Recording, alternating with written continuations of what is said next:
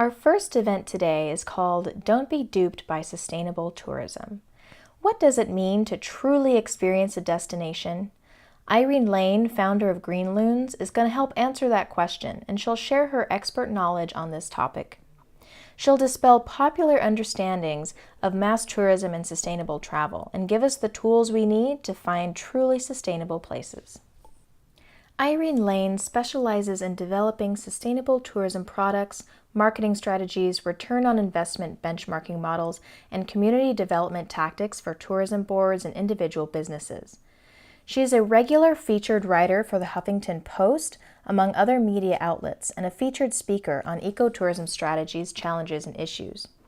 She is presented at the George Washington University, the Ecotourism and Sustainable Tourism Conference, the Global Sustainable Tourism Council, and for the U.S. Department of State's International Visitor Leadership Program. She's also the only person in the United States who can certify a green travel destination, accommodation, or event under the internationally accredited Biosphere label.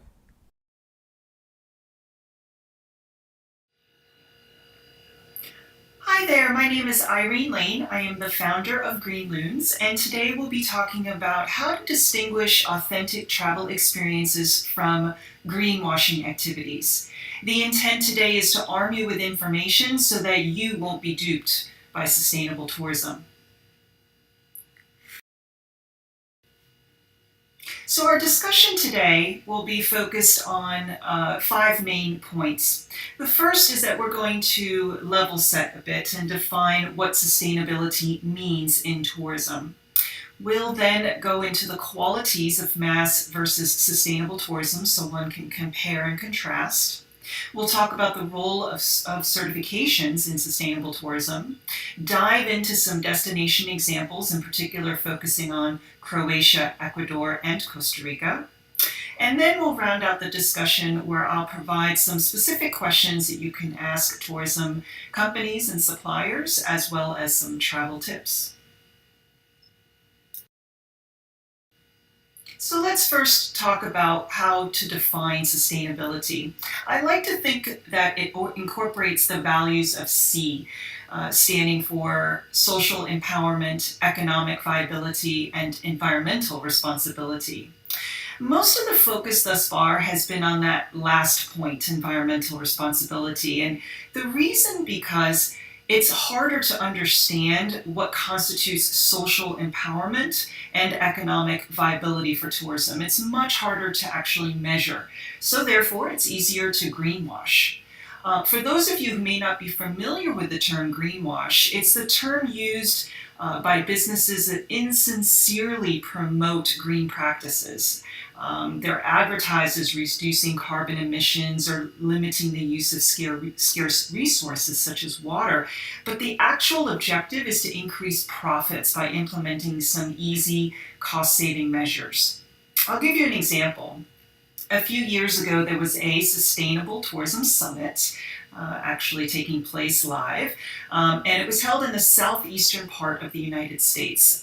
It was held at a hotel, and because it was a conference, upon entry you could see these huge signs that talk about essentially making the green choice, making the right choice.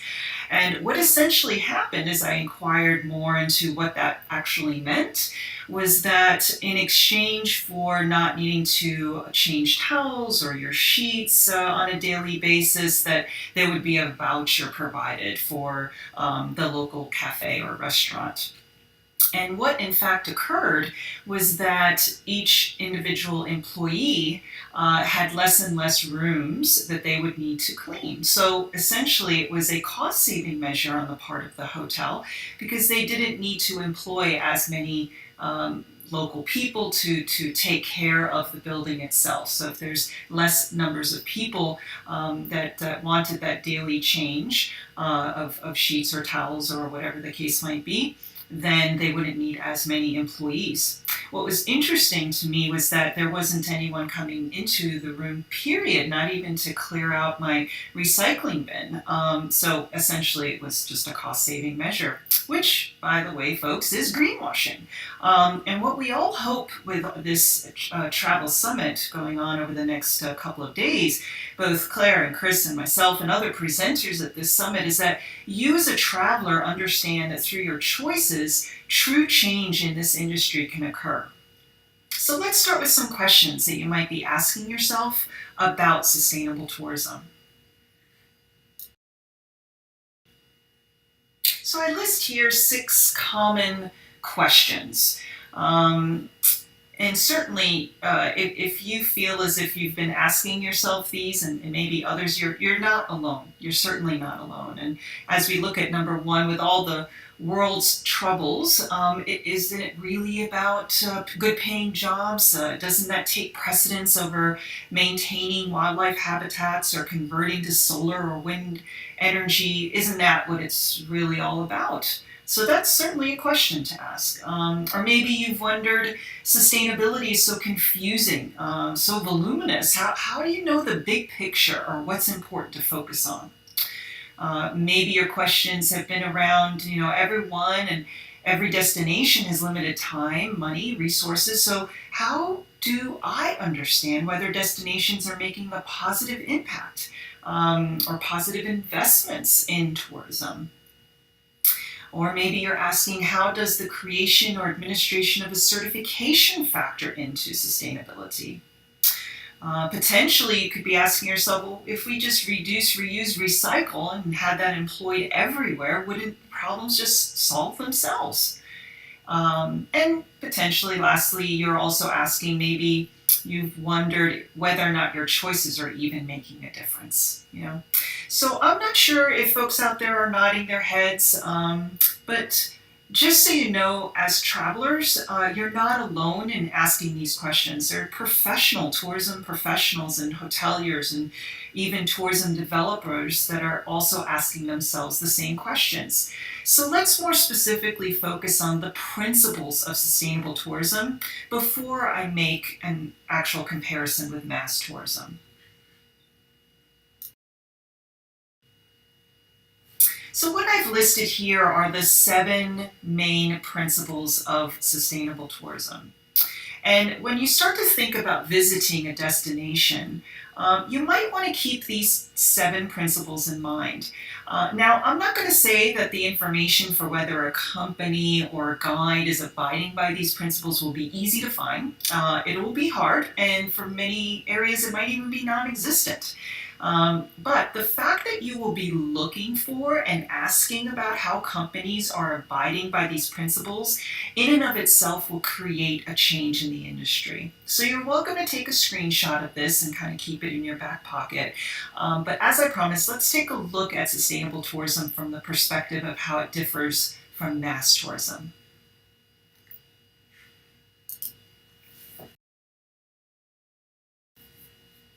What I tried to do here was have a like comparison. So on the left, where mass tourism is defined as low cost, homogeneous, meaning it's sun, sand, sea, or whatever sort of common element that occurs in standard packages. You have your hotel, couple of activities, and low cost providers.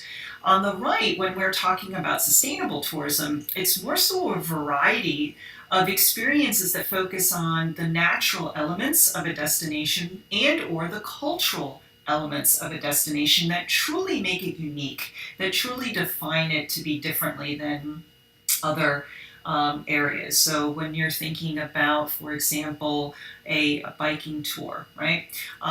For those of us who are bikers and going through an area, we'll know very well that the experience of riding a bike might be actually physically the same, but when you're going through a particular destination and as you're encountering different flora and fauna, potentially meeting different people along the way, staying in different places along the way, and the restaurants that you're supporting along the way are going to be very, very different and are actually going to be what make that biking experience more meaningful. On the left, where we're focused on destinations that want a high number, high volume of tourists. On the right side, it's talking about how to bring in those different visitors that are more taking into consideration the social and environmental factors of where they're going, and therefore we're talking about a less of a waste management, of waste on resources, on water resources and energy, and also the waste management associated with that. On the left, it's talking about the mass arrival of consumers and tying them up with hopeful entrepreneurs. You've seen in many destinations people selling various little trinkets and souvenirs and things like that. And those are the hopeful business folks there that are endeavoring to get a little bit of your money to support themselves. Whereas on the right, it's flipping the model and it's looking at and talking with the different locals as to how they see visitors coming into the area, how do they want to actually interact with those visitors, and what infrastructure needs to be in place so that it's something so that the local destination can maintain its heritage and culture and not feel overwhelmed by the tourists coming in, where it's changing the dynamics of that locality. On the left, we're talking about how in many cases there's overvaluation and speculation as it relates to land. So, big conglomerate hotels and resorts are built that obviously affects land value, land use, but that's really the focus. Whereas on the right, it's about the conservation of those different resources and what needs to be done to regulate the numbers of tourists coming in. And just to round it out a little bit, on the mass tourism side, it's the exclusion of what they consider to be less profitable nature activities. We want to, in the restaurant scene, it's about turnover of tables, right? That's what makes sure that your restaurant stays profitable. Whereas instead, again, on the sustainable tourism side, it's less so about the turnover and volume, and more so about the preservation of the environment, educating people about the ecosystem and how it might be changing. And just to round things out, leakage of money flow. This is a big problem in mass tourism. So typically speaking, out of $1, the equivalent of $1 being spent in a particular destination, what typically happens in the mass tourism area is that up to 90 cents of that dollar leaves the area to be able to support all the influx of food, employees, outside companies that might have a hotel or a resort. And it's in essence that local destination doesn't necessarily economically benefit from mass tourism. Whereas on the sustainable tourism front, what the goals are always about is improving the living conditions and livelihood through tourism. So tourism is utilized more as a tool rather than a product.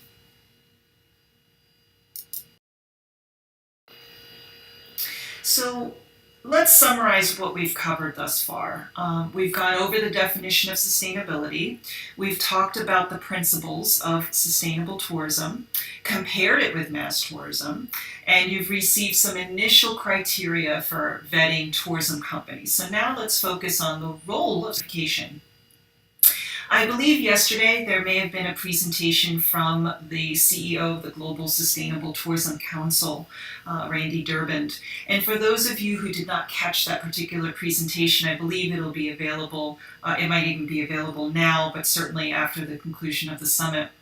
So if I were to, for those of you just that did not get a chance to participate in that, think GSTC, the Global Sustainable Tourism Council, as an organization that keeps everyone honest and transparent and accountable, specifically to sustainable tourism. So for those of you who are listening now that are from the United States, just as the American Medical Association reviews the policies and curriculum and credentials of medical schools and provides or takes away accreditation of those schools, so does the GSTC for Sustainable Tourism Certifications.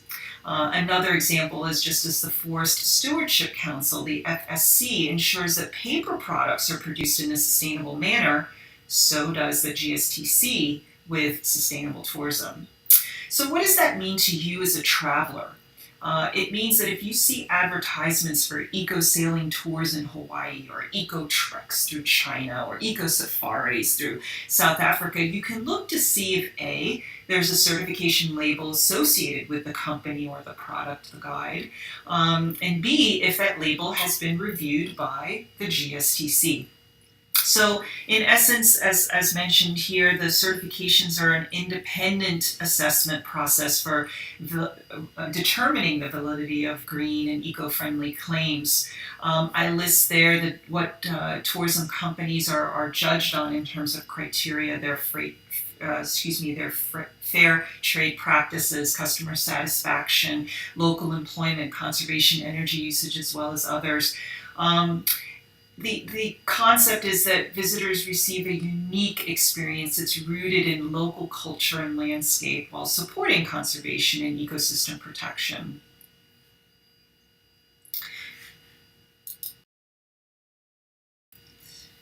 And for those of you who might be visually, I want to see what those labels are, here is information for you. If you're looking at particular hotels or what we call tour operators or guiding companies, what I've listed here are those certifications that have been approved by GSTC and accredited by GSTC. And then for destinations, there are 2 certifications in and of itself that look at destinations around the world and provide that, thumbs up. So you're welcome to take a screenshot there, but that certainly will be available to you afterwards. And then GSTC also has what we call recognized standards, and what that essentially means is a desktop exercise towards determining whether the criteria that particular certification has, as it calls itself, Sustainable Tourism Certification, is in line with GSTC. So while not a through auditing process that hasn't occurred as it was on the previous slide, these are ones that are up and coming and are helping to push the envelope in the industry.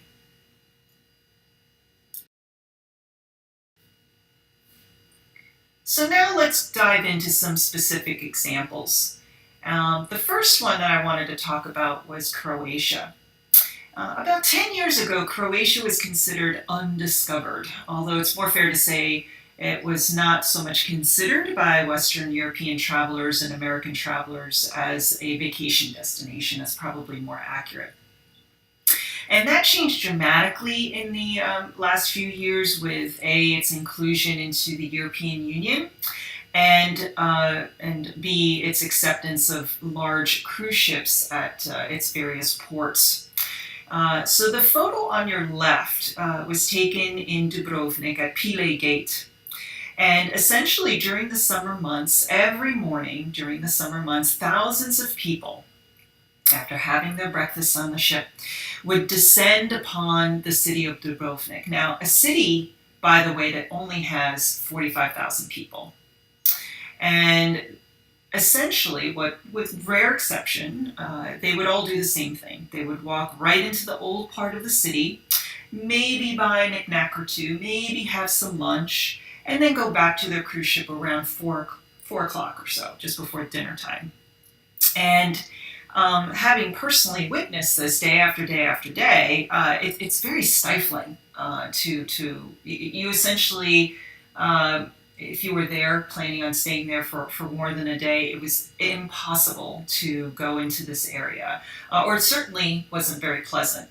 But sure enough, after 4 o'clock, it was extraordinarily pleasant. That's when all the musicians would come out and local families would come out, and things would kind of return back to normal.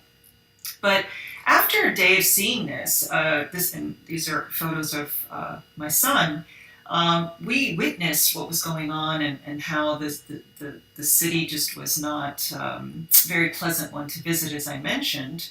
And we've also certainly thought about the strain on water and energy resources and the incredible waste management efforts taking place during those hours, that local businesses were just not benefiting from this experience of having these thousands of people descend on them every day. And it's even said that the port themselves don't benefit, the port management company, because cruise ship companies essentially say, well, if you don't want us to come to your port, we'll just go somewhere else and take our business elsewhere. So it's comparing now with sustainable tourism and looking at the various options there. I'll give you another example where there's a biking hiking route called the Paranzana Trail. It's a very family-friendly trail that passes through multiple villages. The trail was developed through a regional cooperation and utilized old railroad lines that came out of use when the car became more ubiquitous. A humorous story is that when Mussolini had a certain part or controlled a certain part of Croatia as a part of Italy, he also had designs on colonizing Ethiopia, and thought that building a rail line through Ethiopia would really help spur business interests for Italy. So he, at that point, the Paranzana Trail was not as utilized. So he had all of the tracks lifted up, loaded onto a ship, and sent the ship to Ethiopia or on its way. And along the way, there was a storm and the ship sank. So no one ended up with any sort of train line, whether it be this now part of Croatia and certainly not Ethiopia. But over the years, as tourism considerations came about, the villages got together, and now one can easily ride their way or hike, walk their way from village to village, where you can stay the night in a local home or a local small boutique hotel. Certainly support the different restaurants. More importantly, meet people and have some deeper connections and a deeper understanding of the history of the area. So this slide talks a little bit about, not so much against cruise ships and for biking trips, but talking more about how one can support local businesses better and have deeper, as I mentioned, connections with people and learning about their stories. I do remember one of the villages there, it was specifically geared towards artists. And people would come far and wide to just study with the masters and just stay there. And you could see various examples of artisans as they were honing their craft. And it's a beautiful thing to just witness that, and something that certainly stays with you longer. So one day with an agenda versus many days without an agenda, and the ensuing pleasures of that. A second example that I wanted to provide was Ecuador. On your left is a aerial shot of one of the islands that constitute the Galapagos Islands, particularly Puerto Ayoro. And it used to be within the Galapagos Islands that you could only take a small cruise boat to visit. But at some point, there was a determination made in order to generate more revenue for tourism, that Ecuador allowed the building of hotels on certain islands. And increased competition amongst the hotels meant that there was less and less expensive places to stay on the Galapagos Islands, and certainly as you compare it to staying on a cruise boat. So when tourists stay on the island, certainly the money helps to go directly to the local community. That makes total sense. But the increasing number of tourists choosing hotels over ships has meant that there's growing concerns about the amount of litter that's being created. And this is a big problem in addition to the motorboat transportation issues, increased number of accidents, things like that have occurred, and inevitably how that affects the overall tourist experience when it comes to visiting the Galapagos Islands. Now, I'm not saying that there are the national parks are not being protected. They are. Especially from development like this, but it's the areas surrounding those national park areas where more and more buildings are being constructed, and in some cases high-rise buildings are even being constructed. So if one were to contrast that with sustainable travel in other areas of Ecuador that still offer an incredible experience and, of course, access to wildlife, let's look at the city of Quito. Vibrant city, certainly, but in the top left photograph, there's a small boutique hotel called La Runiloma. And that particular hotel only offers a few rooms. Local materials were used to build. It uses locally sourced food. In fact, there's a restaurant attached to the hotel, which is remarkable. Peacocks and llamas are just grazing in and around this boutique hotel. And it's truly an oasis, at least I view it personally as an oasis from the noises of the city. And not to say that I don't enjoy visiting the city, but I find this to be a remarkable example of an experience that can be carved out and kind of created separately and have a unique position and view of the city and certainly offer a unique experience. Another example is outside Quito in another small boutique hotel called Hacienda El Porvenir, where you can, amongst other things, go horseback riding at the foothills of the Cotopaxi volcano and learn about the gaucho way of life. When you walk around the hacienda, all of the materials were locally certainly used for construction, but I'm thinking specifically around the decoration of the hacienda with the blankets that were made locally and the artisans that proudly display their work. And so it's a great testament to the culture of Ecuador that sometimes gets missed, especially in destinations like the Galapagos Islands.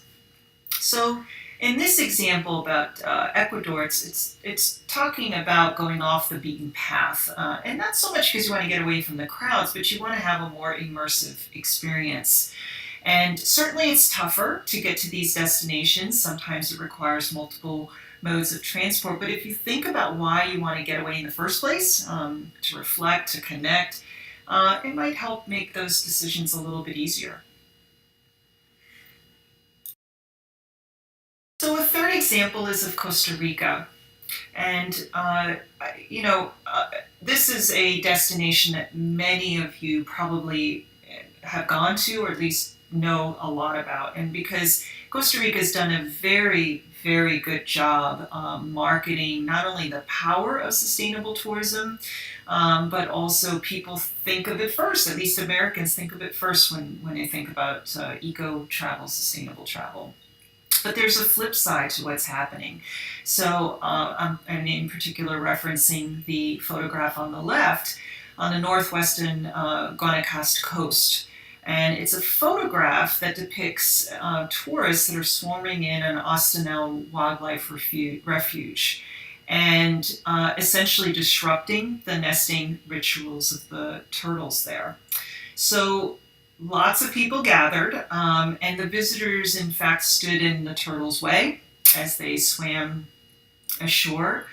Some placed their children on top of the shells, the turtle shells. And the actions actually caused many of the turtles to just turn around and return to sea, and they didn't lay their eggs on that beach or anywhere along the Pacific coast of Costa Rica. Very, very sad situation, certainly. But let's compare that with other options within Costa Rica. So if you go down the coast towards the border with Panama, there's a lodge called Arenas del Mar, which, lo and behold, uses the nesting season as an opportunity to educate visitors. Further down the coast, there's another lodge, Luna Lodge, that's utilized its profits to buy up surrounding land so that developers cannot come in and ultimately affect the ecosystem. The ecosystem of the Osa Peninsula actually constitutes 5% of the world's most diverse biodiversity. And so it's very important for that area to be protected, and that's how this particular lodge utilizes its profits, as I mentioned. Another example, just northwest of San Jose, is an example of a lodge, a Pequare Lodge, where the only way to get there is by whitewater rafting your way to Pequare Lodge, where you learn about the indigenous culture of the area. You can go see the villagers and see how they live, and practice your Spanish. And it also provides the opportunity to study how the endangered jaguar is being protected in the area. And certainly, it's just a wonderful place to just relax and hear the sounds of the rainforest for a couple of days. Again, just trying to provide some specific examples of how mass tourism and sustainable tourism can be achieved, even going to that same destination.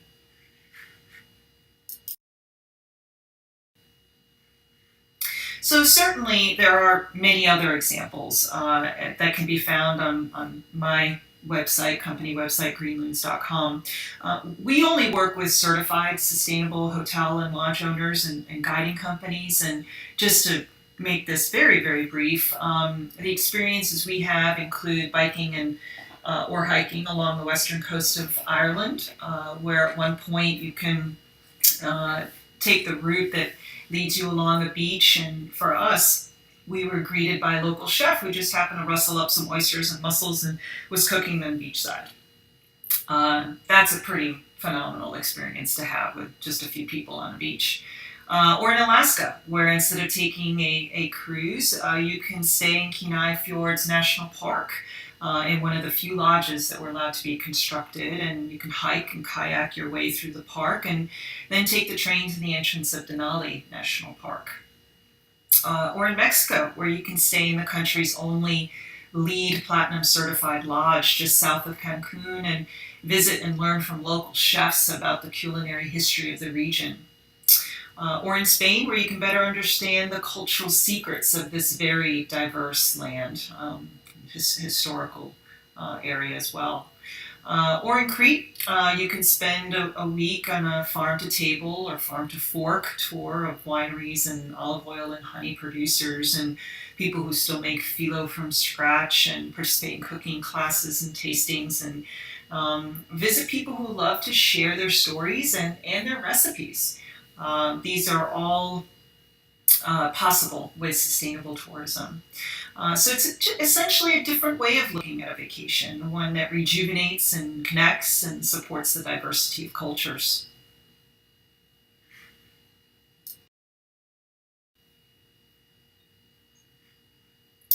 So to start wrapping up, I thought I would list some questions, 7 here, that might be worthwhile to ask as you consider your next destination, as well as the company that you'd like to support with your hard-earned money and time.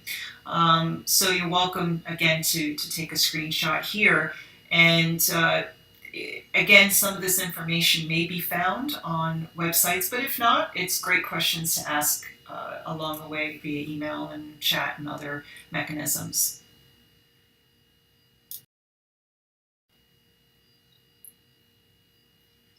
And then finally, some travel tips. Don't necessarily follow the crowds. I know that media does a wonderful job of spotlighting certain destinations, but it may not be to your benefit to follow everyone else in terms of what the experiences that you're trying to get. You know, it's the curse of tourism. It is the positive feedback loop, right? So as you go through social media and you hear more and more about the new sensational destination that's coming online and how wonderful it is, It essentially enables massive increases in tourism development and access. So it is a curse. It's something that definitely the industry needs to focus more on and realize its impact and effect. But something that I think, again, as we look at on our individual choices that we make, can certainly make a more positive difference. So some travel tips here for you, and if you have any questions at all,